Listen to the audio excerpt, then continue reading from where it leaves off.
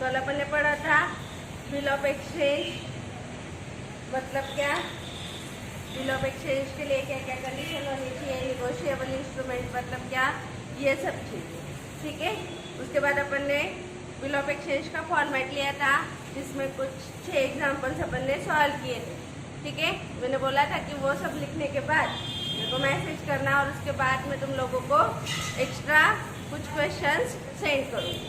ठीक है, तो वो हो गए कि मेरे को मैसेज करो कि मैम हमारा लेक्चर हो गया है, तो फिर मैं तुम लोगों को बिल ऑफ एक्सचेंज का कुछ क्वेश्चंस और भेजूंगी जिससे तुम फॉर्मेट की प्रैक्टिस कर सको। फॉर्मेट मोस्ट इम्पॉर्टेंट है। अभी तक के जो फॉर्मेट ऑफ क्वेश्चन पेपर था उसमें हर टाइम वो 5 मार्क्स के लिए कंपलसरी मतलब इजी है, इस वजह से हर स्टूडेंट वही सॉल्व करने को प्रेफरेंस देता था, इस वजह से वो मोस्ट इम्पॉर्टेंट है। उसमें मार्क्स कट होने के चांसेस भी बहुत कम है और एक फॉर्मेट है, उस हिसाब से उसको सॉल्व करना है।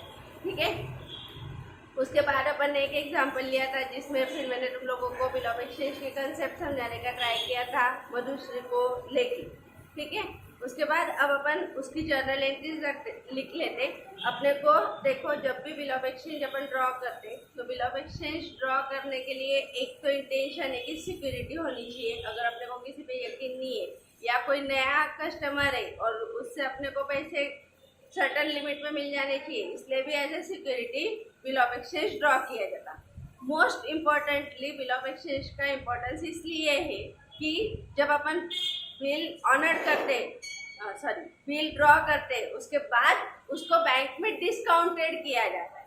ठीक है, तो ऐसा डिस्काउंटेड क्यों किया जाता, क्योंकि जब डेटर्स ने गुड्स परचेस किए, सेलर ने गुड्स को होल्ड किया है, तो ऐसे सिचुएशन में जब परचेसर उसको डेटर्स उसको पैसे देगा सेलर को, तब तक का जो टाइम लिमिट है वो सारे टाइम लिमिट के अंदर उसको पैसे की अगर जरूरत पड़ी तो ऐसे सिचुएशन में उसके पास कुछ ऐसी सिक्योरिटी होनी चाहिए या ऐसी फैसिलिटी होनी चाहिए कि जिसके थ्रू वो डेटर्स पैसे देने से पहले ही अपने पैसे रिकवर करवा सके।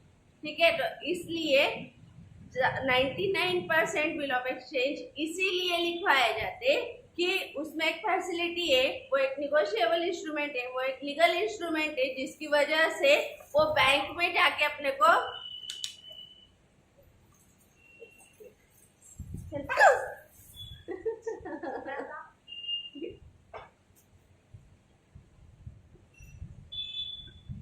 तो मेन बिल ऑफ एक्सचेंज का इम्पोर्टेंस इस वजह से है कि वो डिस्काउंटेड किया जा सकता, जिससे कि अपन बैंक में जाए, बैंक में जाके वो बिल बैंक में दे, बैंक उसके बदले अपने को पैसे दे। ये उसका सबसे ज़्यादा इम्पोर्टेंट वाला और इसीलिए निकाले जाने वाले बिल है कि उससे क्या होता कि सपोज डेटर से उसने बोला एक मैं 2 महीने बाद पैसे दूंगा और मेरे को आज ही पैसे की ज़रूरत है, तो ऐसे सिचुएशन में क्या हो सकता है, मैं उसको बोल सकती कि नहीं मेरे को अभी गुड्स सोल्ड आउट करना नहीं है क्योंकि तुम कैश में पेमेंट करने वाले नहीं हो। तो ऐसे सिचुएशन में नेक्स्ट टाइम वो मेरे पास गुड्स परचेस करने नहीं आएगा। तो ऐसे सिचुएशन में और उसके पास बैंक में बैलेंस भी ना हो जिससे वो मेरे को चेक भी दे ना सके, इस वजह से जब तक वो क्रेडिट उसने मेरे को मांगी है उतने पीरियड में अगर मेरे को पैसे की जरूरत है तो ऐसे सिचुएशन में मैं क्या कर सकती,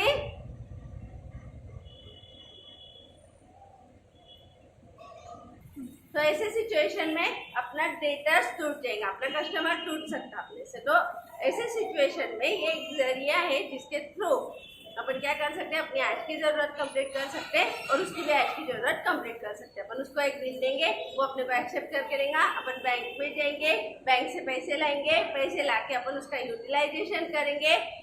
जिस दिन बिल की ड्यू डेट आएंगी उस दिन बैंक अपने डेटर्स के पास जाएंगे, मतलब ड्रॉवी के पास जाएंगी और ड्रॉवी से पैसे लेंगी और खुश रहेंगी, अपने पास आएंगी। अगर ड्रॉवी ने नहीं बोल दिया तो उसके बाद अपने पास आ सकती।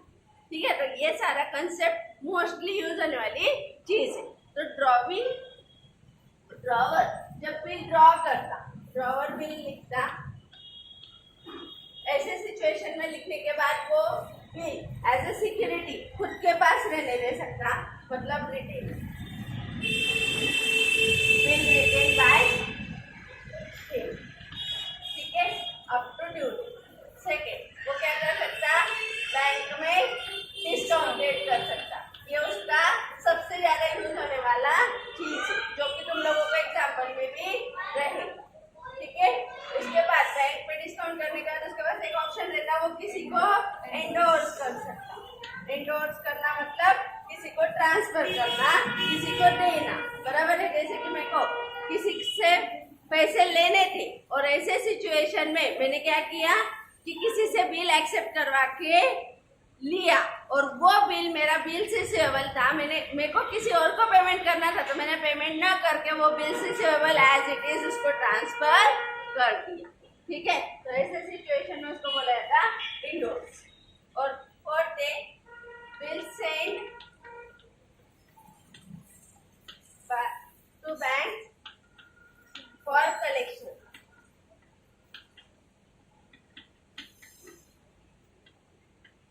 अगर मेरा ऐसा कंटिन्यूअस बिलिंग निकालना, एक्सेप्ट करवा के लेना, ये सब मेरा नॉर्मली मैं मेरे बिजनेस में अप्लाई करती हूँ, तो ऐसे सिचुएशन में मेरे बहुत सारे ड्रॉवी होंगे और हर ड्रॉवी के पास जाना, पैसे लाना और फिर लेना, ये सारी सिचुएशन में मेरे को बहुत सारा टाइम देना पड़ सकता। तो बैंक अपने को एक फैसिलिटी प्रोवाइड करके देती, जिसको बोला था bill send to bank for collection, बराबर है। अपन ने अपने पूरे बिल कलेक्ट करना, बैंक को दे के आना, बैंक क्या करती, जिस दिन ड्यू डेट आएंगी ड्रॉवी के पास जाती, पैसे लाती और अपने अकाउंट में डिपॉजिट कर देती। इसको सिर्फ यहाँ पे बैंक क्या लेती अपने से, व्हाट ऑब्वियस है, चार्जेस ले, ठीक है, उसको कलेक्शन चार्जेस ऐसा भी बोला जाता, ठीक है।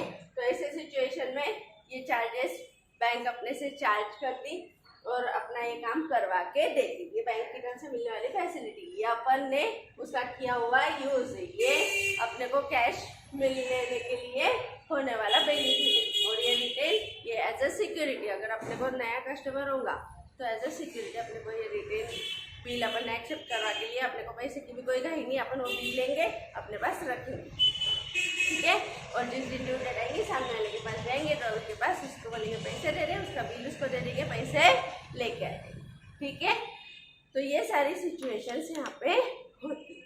ये 4 सिचुएशंस में अपने को क्या देखना है, एंट्रीज देखनी, ठीक है।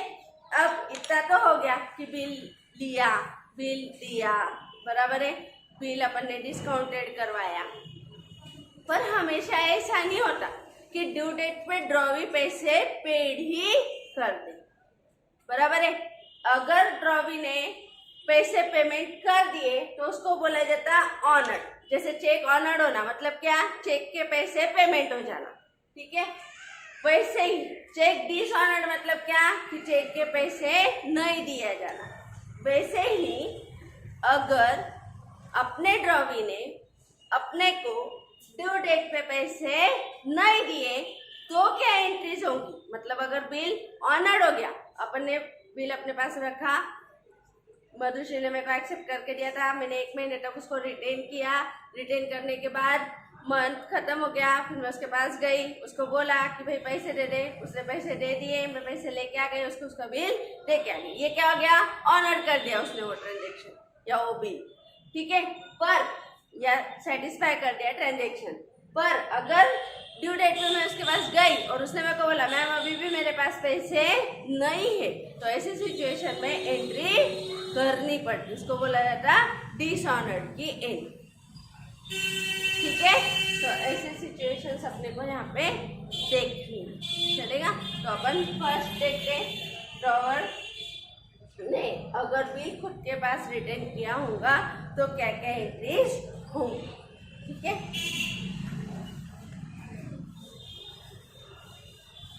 थोड़ा सा थ्योरी लंबा हो रहा है, बराबर है, बार बार वही चीज लग रही होगी।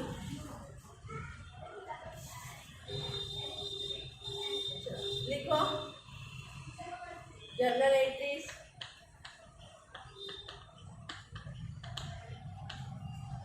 फर्स्ट लिखो if will retain by drawer। ठीक है, इसको ए करो, इसमें फर्स्ट लिखो गुड्स सोल्ड ऑन क्रेडिट। ठीक है, बोलो क्रेडिट पे सोल्ड की एंट्री क्या है? Goods sold on credit, entry बोलो।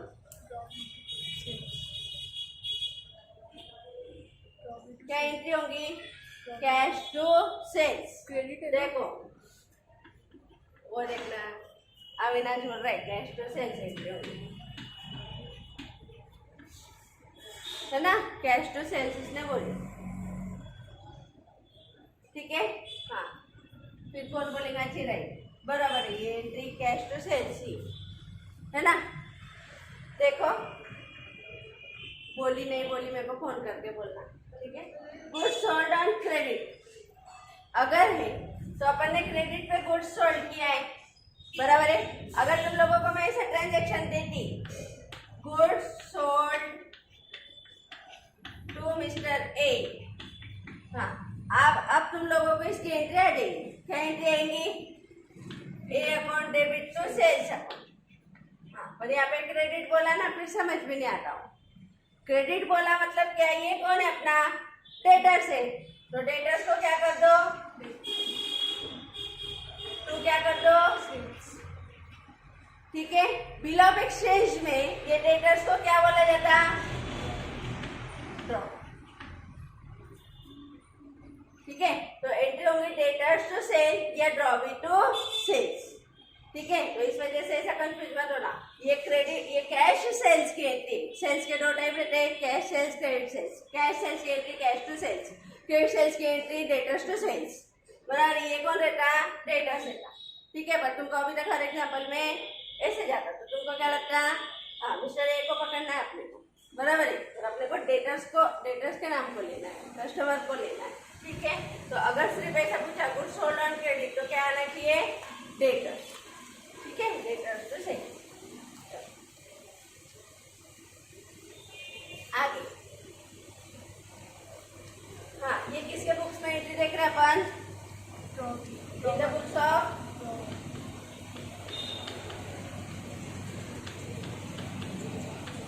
ड्रॉवर, है ना? क्योंकि ड्रॉवी का नाम अगर आ गए तो ड्रॉवर का नाम कभी यहाँ पे नहीं आएगा, मतलब ड्रॉवर के बुक की एंट्री से ही। ठीक है,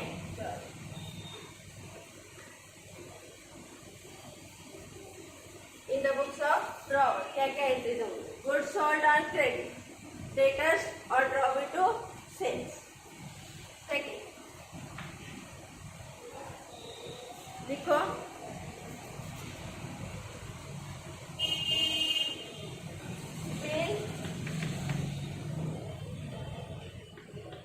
drawn by drawer and accepted by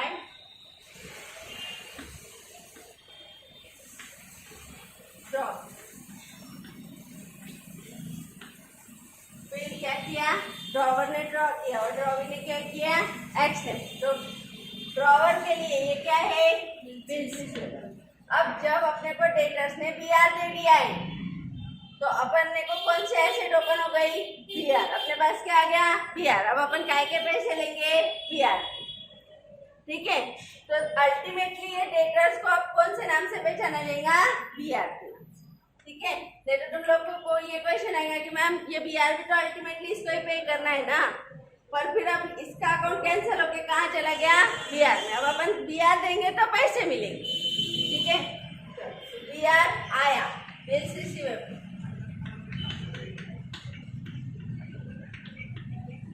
to इसने दिया, इसलिए उसको क्या कर दो? डेटर्स और ड्रॉ।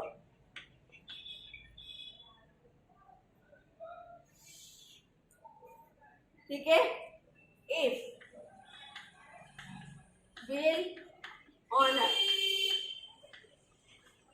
ऑन ड्यू डेट,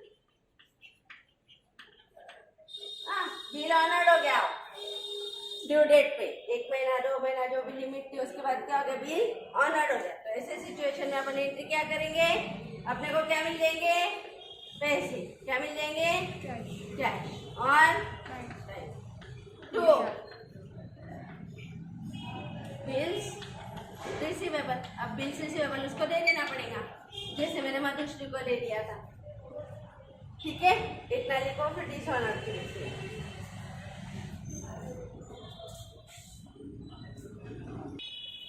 हो गया ये। अब अगर बिल ऑनर्ड नहीं हुआ तो बिल क्या हो जाएगा, डिसऑनर्ड। डिसऑनर्ड मतलब उसके पैसे नहीं दिए जाते, dishonoured of bill on due. ठीक है, ऐसे सिचुएशन में अपने को किससे पैसे लेने चाहिए, डेटर्स से।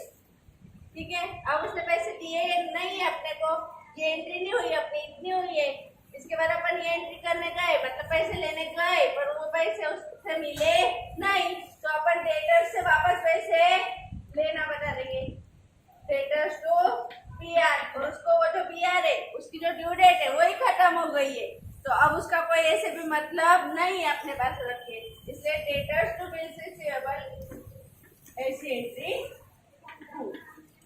ठीक है, इसमें एक चीज और होती, अगर अपन ने बिल संभाल के रखा होगा और ड्यू डेट पे अगर बिल डिसऑनर्ड हो गया, तो ऐसे सिचुएशन में ड्रॉवर क्या करता, नोटरी पब्लिक के पास जाता। नोटरी पब्लिक मतलब एडवोकेट के पास जाता, उसको बोलता कि भाई देख, इस पर्सन ने मेरे को बिल लिख के दिया था, इसका पेमेंट का ड्यू डेट था, इसने पेमेंट किया नहीं, अब तो क्या कर, इसकी नोटरी कर दे, बराबर है, मतलब एक स्टैम्प पेपर, उसका स्टैम्प वगैरह इस बिल ऑफ एक्सचेंज पे वो लगा देता, जिससे कि कोर्ट ऑफ लॉ में पता चल जाता है या उस नोटरी पब्लिक के पास नोटिंग हो जाती कि ये बिल जो हमारे ट्रांजैक्शन के बीच जनरेट हुआ था ये डिसऑनर्ड हो गया।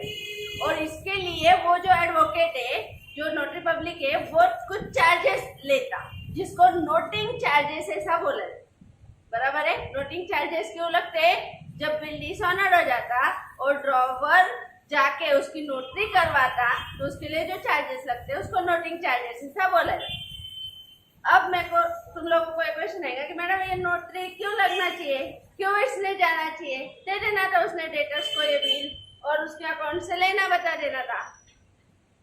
छोटे लेवल की अगर अपन बात करेंगे सोल ट्रेडिंग कंसर्न की, तो ये बात बहुत छोटी सी, लेकिन अगर कोई कंपनी ऑर्गेनाइजेशन है और ऐसे सिचुएशन में कुछ 2-3 करोड़ का ये बिल था और ऐसे सिचुएशन में ये कभी डिसऑनर्ड हो गया और नेक्स्ट बिल, इसके बाद क्या होता कि नेक्स्ट बिल या किसी और तरीके से या पेमेंट देने से सामने वाली पार्टी ने मना कर दिया, तो ऐसे सिचुएशन में अपने पास क्या प्रूफ है, जिसने अपने को बीआर दिया था वो बाद में बोल देगा, अपन ये बीआर बता देंगे, बाद में बोल देगा तो मैंने लिखा ही नहीं है, तो मैंने एक्सेप्ट किया ही नहीं, इसमें तो मैंने साइन करी ही नहीं, ये तो मैंने डिसऑनर्ड करने का सवाल ही नहीं आता, मैंने दिया ही नहीं, तो डिसऑनर्ड तो होगा ही नहीं।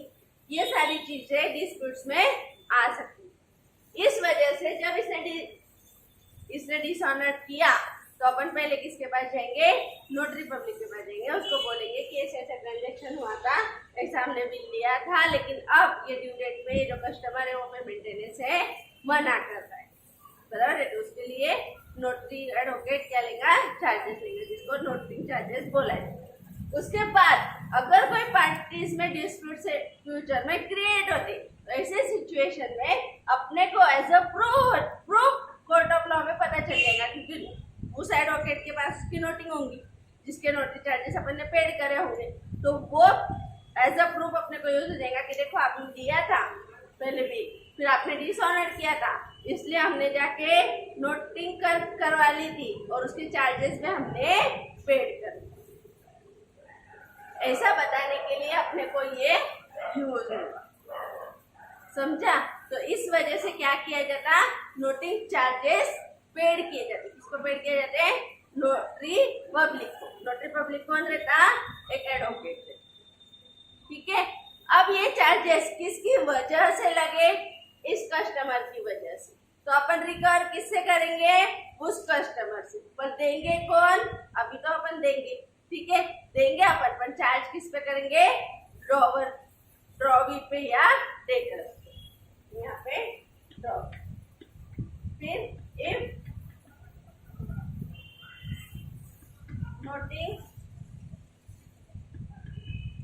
नोटिंग चार्जेस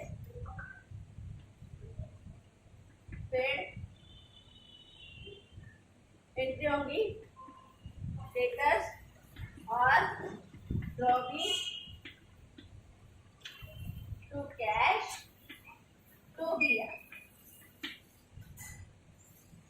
ठीक है, या तो ये एंट्री कर दिए, ये कंबाइंड एंट्री है। हाँ, ये एंट्री कर दी, 100 रुपीज चार्जेस पेड करें, 100 रुपीज कैश दे। किसके लिए गई? डेटर्स के लिए। बियर का सपोज 10,000 का, तो 10,000 और 10,000 इस तरह, ठीक है ना।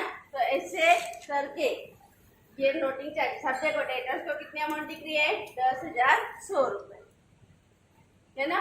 10,000 बियर के और 100 रुपए कैश में पेमेंट कर दी। ये एंट्री कंबाइन भी की जाती। और क्या होगी? डेटर से क्या क्या लेना है? 10,000 प्लस 100, तो टोटल 10,100 टू कैश और टू बियर, 10,000 और 100।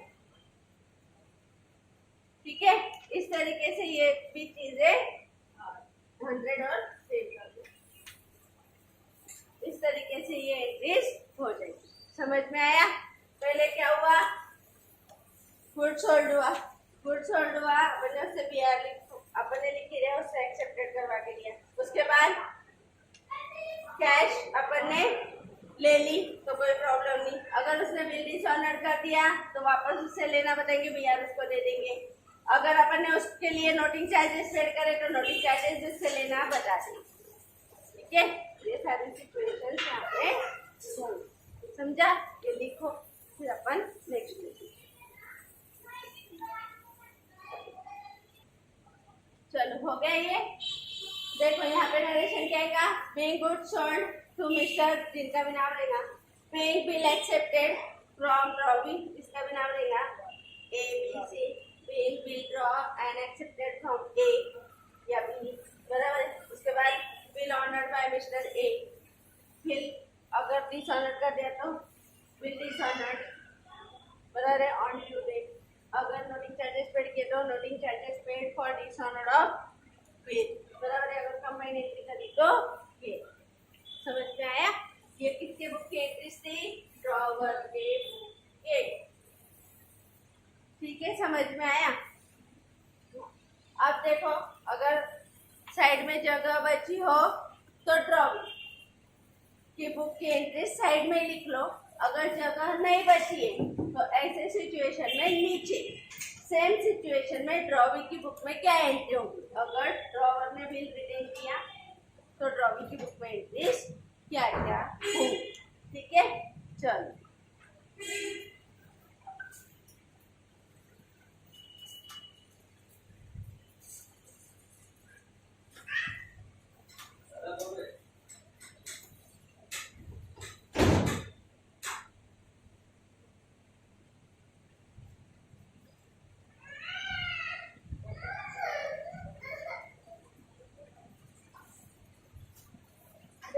थोड़ा सा शॉर्टकट में वापस लिख लेते हैं। हाँ, बोलो एंट्रीज क्या क्या? कुछ एंट्रीज लर्न नहीं होती तुम्हारी। पहले क्या है? Good sold. गुड सोल्ड की एंट्रीज बोलो फटाफट। डेटर्स टू सेल्स या फिर ड्रॉवी टू सेल्स। ठीक है, उसके बाद क्या होगा? बिल मिलेगा, बियर टू ड्रॉवी, है ना। किसके बुक में है ये? ड्रॉवर की बुक में। हाँ, ड्रॉवर ही गुड सोल्ड करता। हाँ, बोलो आगे। फिर ऑनर हो गया, कैश टू बियर। अगर डिसऑनर हो गया तो ड्रॉवी टू बियर, डिसऑनर और ऑनर। ठीक है, उसके बाद noting charges paid, drawee to cash या फिर कंबाइंड। ठीक है, अब ड्रॉवी क्या क्या एंट्री करेगा? ड्रॉवी मतलब कस्टमर, मतलब परचेस करने वाला आपने। ठीक है, उसके बुक में क्या एंट्री होगी? Purchases drawer.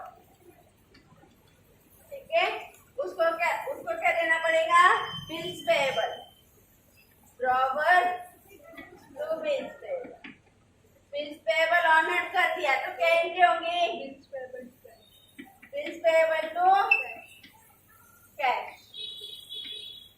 लेकिन अगर इसने डिसऑनर्ड कर दिया तो ये क्या एंट्री करेगा, क्या एंट्री करेगा, बिल्स पेएबल टू ड्रॉ। ठीक है, अगर ऑनर्ड हो गई तो ड्रॉविंग ये, अगर डिसऑनर्ड हो गई तो ड्रॉविंग ये। ठीक है, और फिर नीचे बोलो नोटिंग चार्जेस चार्ज बाय। अभी पेड तो किसने किए थे, ड्रॉवर ने, इस पे तो क्या किया, सिर्फ चार्ज। ठीक है, इसको पूरा लिख लो क्या, noting charges charge by drawer. तो एंट्री करेंगे नोटिंग चार्जेस टू ड्रॉवर।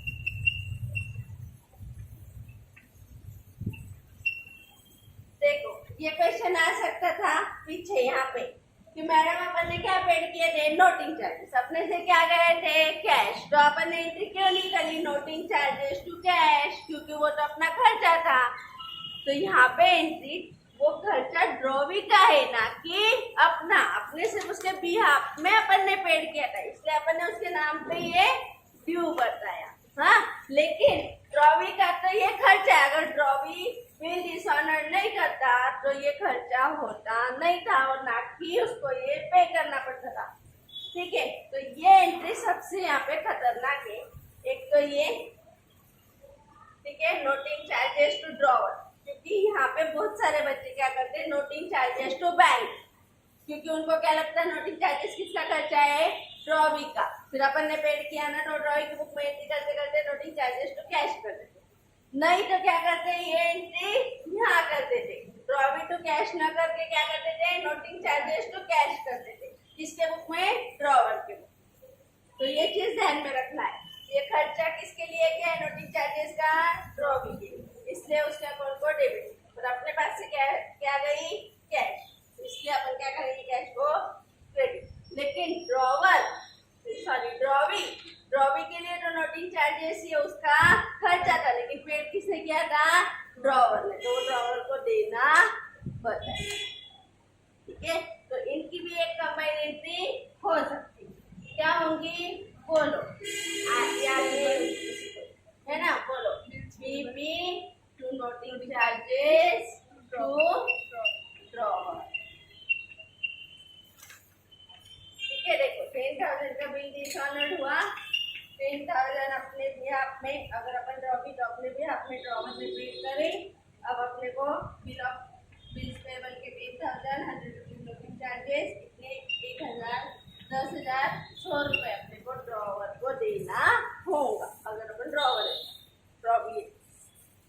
समझ में आया, इस तरीके से ये एंट्रीज होंगे, ये एंट्रीज सेम रिवर्स में। ठीक है, समझा, और अच्छे से paying goods in the books of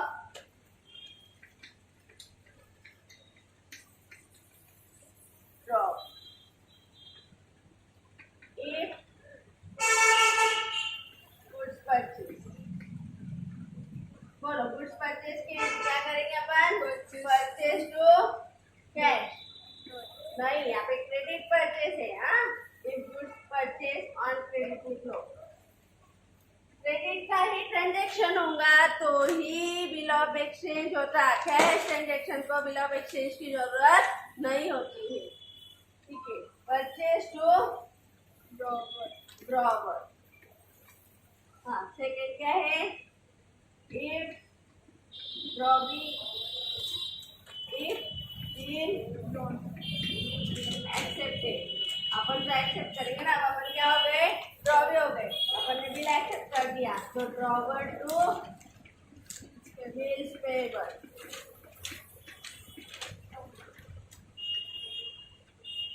if bill honoured,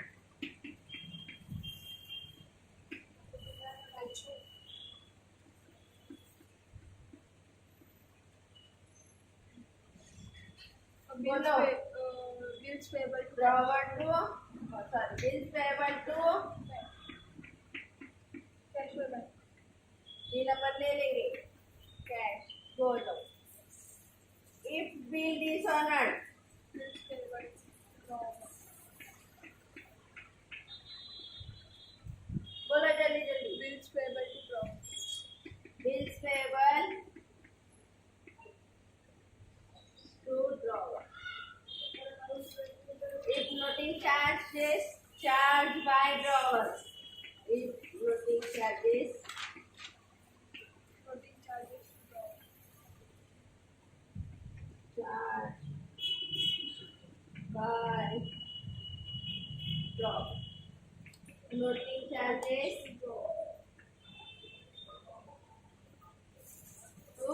Drawer. ठीक है चलो लिखो फटाफट से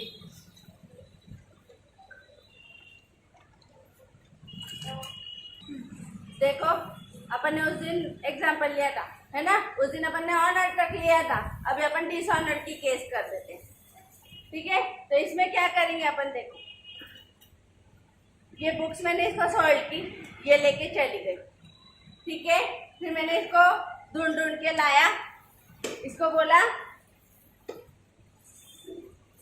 इसको बोला कि क्या कर ये बिल एक्सेप्ट करके इसने बोला ठीक है मैडम मैं एक्सेप्ट करती इसने इस पे एक्सेप्टेड लिख दिया ठीक है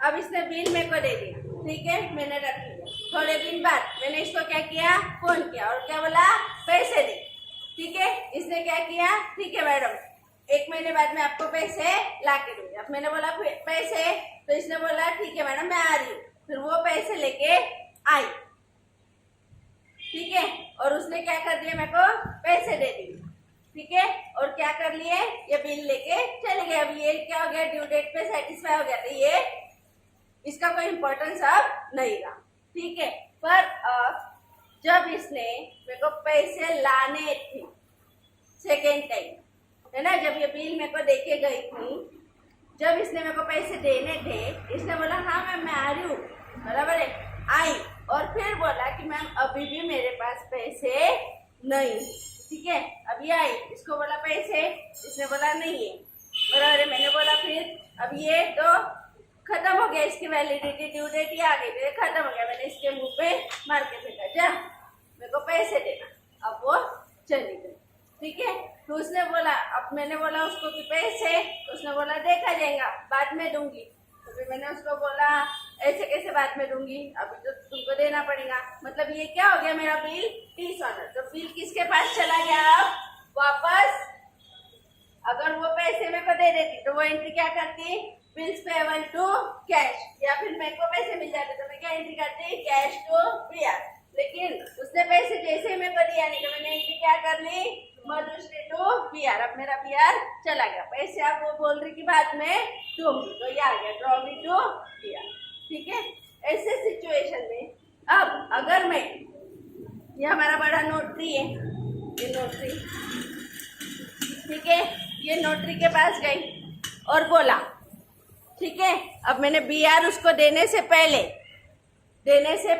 मैंने क्या किया ये नोटरी वाले थे भाई साहब ये नोटरी वाले भाई साहब को बोला कि भाई साहब सर आप क्या करो इसकी नोटरी कर दो ठीक है तो ये भाई साहब ने मेरे को बोला ठीक है मैडम मैं नोटरी कर देता हूँ और इन्होंने क्या कर दिया नोटरी कर दी लिख दिया यहाँ पे ठीक है अब इन्होंने इसमें नोटरी लिख दिया ये बिल अभी मेरे पास है ठीक है मैंने उसको देने से पहले मैं कहाँ चली गई इसके पास अगर दे देती तो एंट्री क्या करती ड्रॉवी टू बीआर ऐसे भी मैं एंट्री क्या करने वाली हूँ ड्रॉवी टू बीआर पर उससे पहले मैंने क्या किया इनके पास जाके क्या कर दिया नोटरी कर दी और इनको क्या दे दिए कुछ पैसे दे दिए है ना ये लो सर आपके नोटरी के पैसे अब ये सर पैसे पाके बहुत खुश हो गए है ना तो अब ये पैसे लेके चले गए ठीक है अब ये जैसे ही चले गए तो मैंने वापस अब नोटरी पे करवा ली और मधुश्री को बुलाया और बोला कि तेरा बिल ले जा तो पैसे नहीं देती तो ऐसे सिचुएशन में मैंने नोटरी की एंट्री कर दी अब नोटरी भी मैंने किसके लिए पेड किया मधुश्री के लिए तो मैंने बोला उसको, देख नोटरी के चार्जेस प्लस एक्सेप्टेड जितने थे तेरे पैसे वो, ये दोनों में को देना। ठीक है, तो मैंने 2 एंट्रीज यहाँ पे पास करी, ड्रॉप इनटू पीआर और ड्रॉप इनटू कैश। ये काय के लिए है? नोटिंग चार्जेस के लिए, जो मैंने छोटे सर को दिए। ठीक है, तो इस तरीके से ये एंट्रीज होती है। समझ में आया? मैं मेरे तरफ से ट्राई कर रही हूँ, बहुत इंपॉर्टेंट वाली चीज। समझा? उल्टा करना है। मनुष्य ने मेरे से गुड्स परचेस किया, वो लेके गई, मेरे को बीपी दे के गई। जैसे ही दे के गई कैश दे देती तो ट्रांजेक्शन खत्म, लेकिन कैश ना देके उसने क्या दे दिया? बोल दिया कि अभी पैसे नहीं है, तो बीपी लेके चली गई, पैसे मेरे नाम पे उसने वापस क्रेडिटेड बता दिया। ठीक है, नोटिंग चार्जेस मैंने पेड किए थे, लेकिन उसने उसके चार्जेस होने की वजह से, उसके प्रॉफिट एंड लॉस को जाने की वजह से उसने बता दिए, और मेरे को देना भी बता दिए। तो मेरे को क्या क्या मिलेगा? बिल की वैल्यू और नोटिंग चार्जेस की वैल्यू, ऐसी 2 चीजें मेरे को मिलने वाली थी। ठीक है, समझ में आया? तो ये लिख लिया है तुमने, है ना? अब अपन सेकेंड वाला पैटर्न लेते। ये क्या था? ये कौन सा वाला पैटर्न था? If bill written by drawer, तो ड्रॉवर की बुक में एंट्री, ड्रॉवी की बुक में एंट्री। एक्चुअली ड्रॉवर के रिटेन करने से ड्रॉवी का कोई रिलेशन नहीं है। ड्रॉवी की तो हर टाइम ये 5 या 6 एंट्रीज के अलावा एंट्रीज होती नहीं। सब लोगों को ड्रॉवी की बुक की एंट्रीज बहुत ही टिपिकल लगती है, लेकिन ड्रॉवी की एंट्रीज सबसे इजी, क्योंकि हर कंडीशन, ड्रॉवर के पास 4 ऑप्शन है, काय का डिस्काउंटेड का, काय का रिटेन करने का, काय का इंडोर्स करने का, काय का बिल डिस्काउंटेड को भेजने का। ऐसे 4 ऑप्शन कौन यूज कर रहा है? ड्रॉवर। लेकिन ड्रॉवी तो क्या है? बिल देना है, बिल्स पेएबल, और जब पैसे लेने आना है तो पैसे पेड करना है, पैसे नहीं पेड करना है तो डिसऑनर करना है, डिसऑनर करना है तो bill charges paid, noting charges paid करने हैं। इसके अलावा ड्रॉवी को कुछ काम नहीं है। ड्रॉवी तो क्या करेगा? गुड्स परचेस करेगा, बिल्स पेएबल देगा। हर केस में ड्रॉवर के पास 4 ऑप्शन है। ड्रॉवी को तो पैसे अल्टीमेटली बिल के देने और ड्रॉवर को ही देने। ठीक है, इस वजह से वैरायटीज ऑफ एंट्री ड्रॉवर के बुक में आती, ड्रॉवी के नहीं। फिर भी बच्चे ड्रॉवी की बुक को डरते और ड्रॉवर की बुक को अच्छे से सॉल्व करते। ठीक है, तो अब अपन सेकंड एंट्री लेंगे, सेकंड पार्ट लेंगे, बिल डिस्काउंटेड विद टाइम, जिसके लिए ये टॉपिक सबसे ज्यादा जाना माना जाता है। ठीक है, चलो, इसका कुछ बाकी होगा तो लिख लो।